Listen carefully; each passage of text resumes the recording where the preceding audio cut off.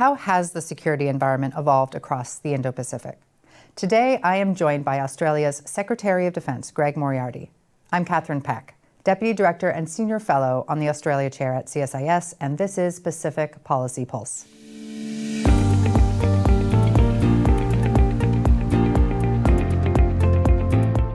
Secretary Moriarty, it's such a pleasure to have you back here at CSIS. Thank you, Catherine. And of course, you were our first guest on Pacific Policy Pulse over a year ago. Yeah. So it's great to have you back. Yeah, it's great to see, and you've been doing fantastic work since then. Thank you.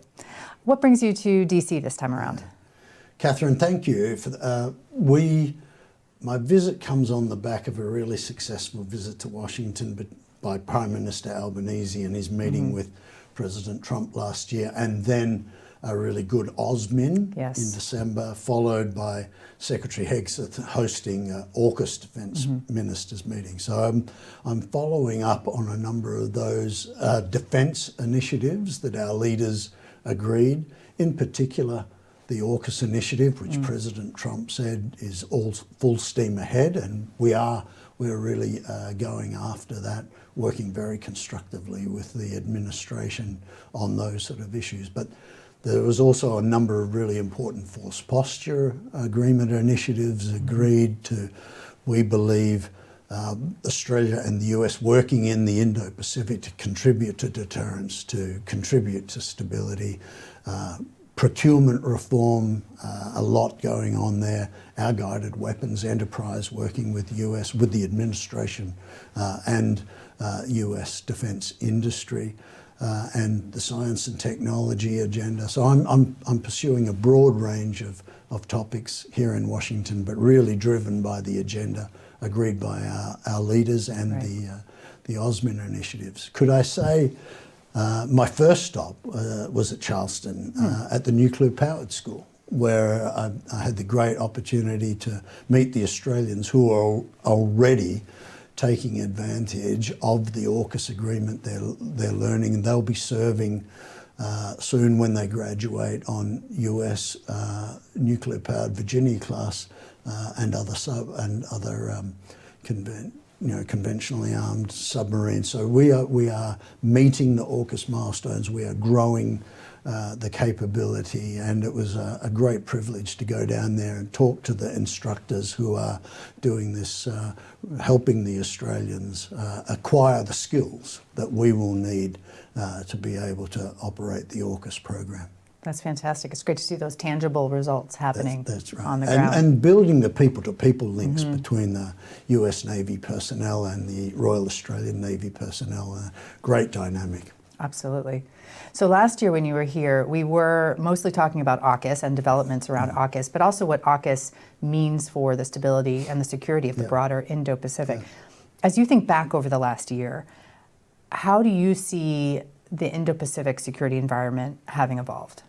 Yeah, we are in very challenging times. The key judgment in our 2024 National Defence Strategy was that Australia's strategic circumstances have declined.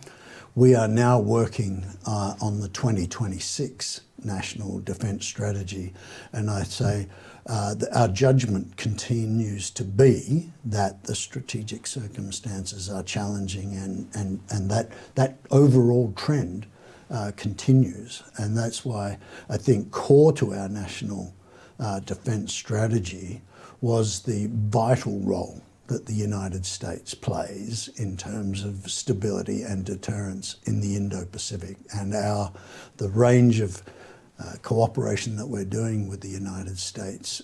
We need to continue to deliver that deterrent effect, to contribute, to work with allies and partners in the Indo-Pacific. And reading the United States National Security Strategy from a defence perspective, we were very reassured by the commitment in that National Security Strategy to the Indo-Pacific, to the role of the United States in that region, because for us, for Australia, our alliance with the United States has never been more important, and I think that those judgments will be reflected again in this year's National Defence Strategy.